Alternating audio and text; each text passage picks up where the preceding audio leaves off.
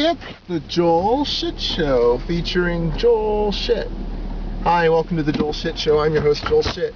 Someone asked me, why don't you do your episode when you're driving to the train station instead of driving to the gym? It's bright out, and then people can see you. And I said, well, first of all, when I started going to the gym episodes, it was dark out when I went to the train station because it was winter or fall.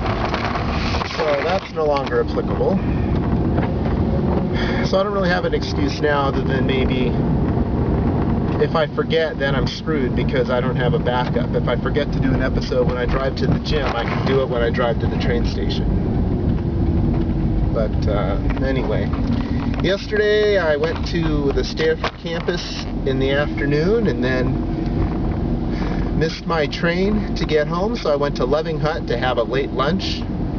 And I had this broccoli tofu thing, which tasted like it was in one of those, you know when you go to Panda Express and the food's in those things, those things with the things? It tasted like that, like it had been sitting out for a while. I think they make their food for lunch, and then that's what they have for lunch, and then they eat that, and then it's gone, and then that's it. I can't believe this. I'm not even at work yet, and I'm going to have to wear my sunglasses. This is crazy, because, you know, the sun rises in the east and sets in the west. This is an educational program, full service, mind you.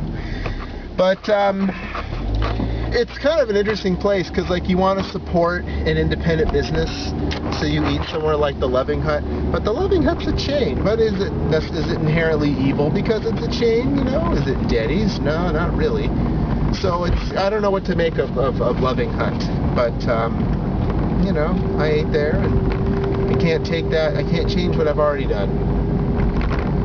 Yesterday was the NFL draft, and the Oakland Raiders drafted the next Greg Biekert. They drafted a linebacker with the name of something I don't remember, and then the 49ers drafted Anthony Davis, an offensive lineman, and they drafted another offensive lineman. And you'll notice in the first round there were two guys from Rutgers drafted. When was the last time two guys from Rutgers were drafted in the first round? I would venture to say it's never happened before. It's Rutgers, for crying out loud. So, what can be said about that? They only did one round of the draft yesterday. They're doing rounds 2 and 3. Okay, we're going to wait right here for this woman who pushed the button to cross the street. She's not even in the crosswalk, which actually is fine, because then it lets me go legally. Otherwise, I have to wait for her to leave the crosswalk. So I watched the draft, and then there were NBA playoffs on, and Oklahoma City overcame beginning jitters and came back and beat the Los Angeles Lakers. I won that bet, but I wonder whether I had the right side. Sometimes you just get lucky, and I think I just got lucky. I watched part of the A's and Yankees, and I have to agree with Dallas Braden. And if you think about it, Alex Rodriguez being a jerk isn't that much of a surprise, is it? No, not really.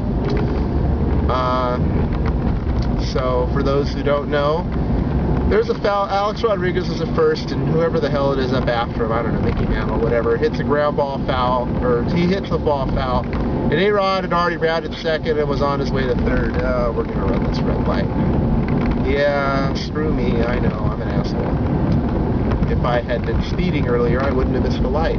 For driving the speed limit, I'm being punished by not getting to go? I don't think so. So anyway, Alex Rodriguez goes around second, on his way to third, and the ball's foul. Okay, fine, go back to first. And guess what? He runs right over the pitcher's mound on his way back to first base. And I guess you don't do that. Shortest distance between 2 points is a straight line, blah, blah, blah. Well, not if you're a baseball player. You don't run on the pitcher's mound. You just don't do it. Certain unspoken rules in Major League Baseball, blah, blah, blah. So, what does it all mean? It means that Dallas Braden called him out, which is pretty funny, because Braden is like, I don't know, a second or third year guy, you know, I know who he is, because he plays for a local team, but most people don't know who Dallas Braden is. So,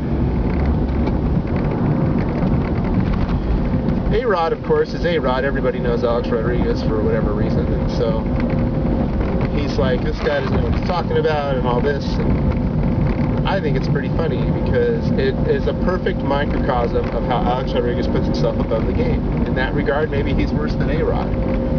Barry Bonds did a lot of things that, you know, made him unpopular, but he never disrespected the game.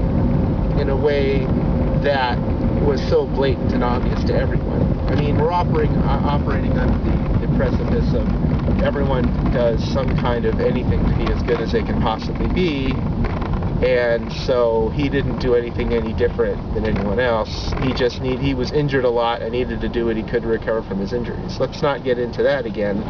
If you don't like Barry Bonds, you're not going to like him now. Alex Rodriguez is different from Barry Bonds because he doesn't necessarily act like an asshole to people, but he's more self-centered. Bonds wasn't so much self-centered as he just wanted to be left alone.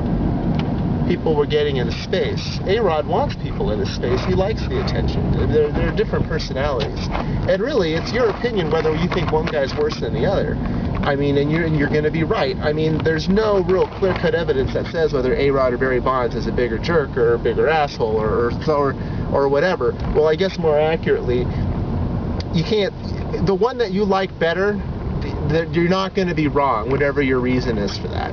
You're going to take my space? You're going to park in a fucking parking space instead of a motorcycle space? Thanks, asshole. That's all the time we have for today. Visit us on the web at joelshitshow.com. Email Joel at joelshitshow.com.